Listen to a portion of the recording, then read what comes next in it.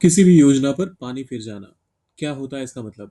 सबसे पहले तो हिंदी में इसका क्या मतलब होता है। देखिए, कभी भी आप जब ये कहते हैं कि फलानी चीज पर पानी फिर गया तो कहने का मतलब है कि जो भी आपने तैयारी की हुई थी, जो भी आपने सोचा हुआ था, वो वैसा हो नहीं पाया, और किसी ना किसी वजह से उस पर पानी फिर गया, वो सारी तैयारी बर्बाद हो गई।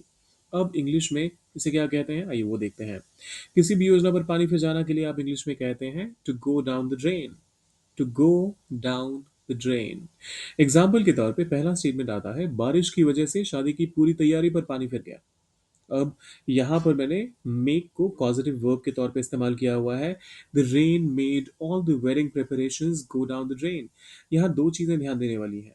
पहली, कि मैंने शादी के लिए वेडिंग का इस्तेमाल किया। शादी का जो फंक्शन होता है उसके लिए कभी भी मैरिज का इस्तेमाल मत कीजिएगा।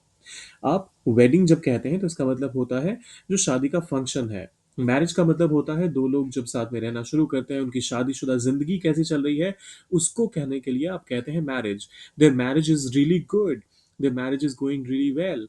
तो उस केस में आप मैरिज का इस्तेमाल करते हैं, लेकिन वेडिंग उस एक दिन के फंक्शन के लिए होता है। पहली चीज। दूसरी चीज, जब आप कहते हैं the rain made all the wedding preparations go down the drain, तो बारिश की वजह से, because of the rain all the wedding preparations went down the drain, ये भी आप कह सकते थे।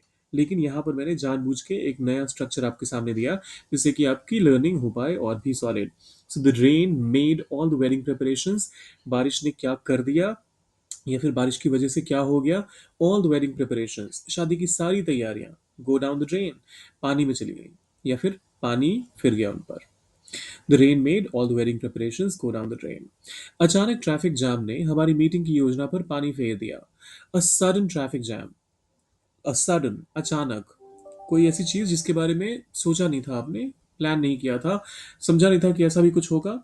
सो अ सडन ट्रैफिक जैम, क्या हुआ, हमारी मीटिंग की योजना पर पानी फेर दिया। Caused our meeting plans to go down the drain. A sudden traffic jam caused our meeting plans to go down the drain. तीसरा एग्जाम्पल कहता है, सब कुछ तय था लेकिन बजट की कमी ने सब पर पानी फेर दिया। एवरीथिंग वॉज सेट, सब कुछ तय था, एवरीथिंग वॉज सेट, लेकिन बट बजट की कमी ने, तो यहां पर हम कारण बता रहे हैं, बिकॉज ऑफ बजट सब पर पानी फेर दिया। It went down the drain. Everything was set but because of lack of budget it went down the drain. अब ये आखिरी वाला आपके लिए है।